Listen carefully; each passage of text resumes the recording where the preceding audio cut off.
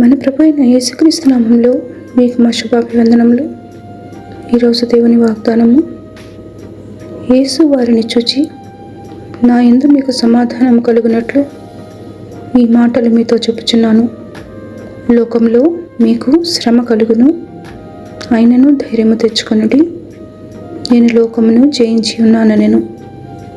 యోహాను 16వ అధ్యాయము 33వ వచనము. Jesus said to them, "These things I have spoken to you, so that in me you may have peace. In the world you have tribulation, but take courage, I have overcome the world." John chapter 16 verse 33. ప్రార్థన. ప్రేమగల తండ్రి, అనుదినము నూతనముగా కనపరచు మీ వాత్సల్యములకై వందనాలు. కష్టబాధలలో, శోధన వేదనలలో కృంగి ఉన్న వారిని ఆదుకొని ధైర్యమును అనుగ్రహించండి. మా హృదయములలో మీ శాంతినిచ్చి ఆశీర్వదించమని యేసు నామములో వేడుచున్నాము తండ్రి. Amen. Have a blessed day. God bless you.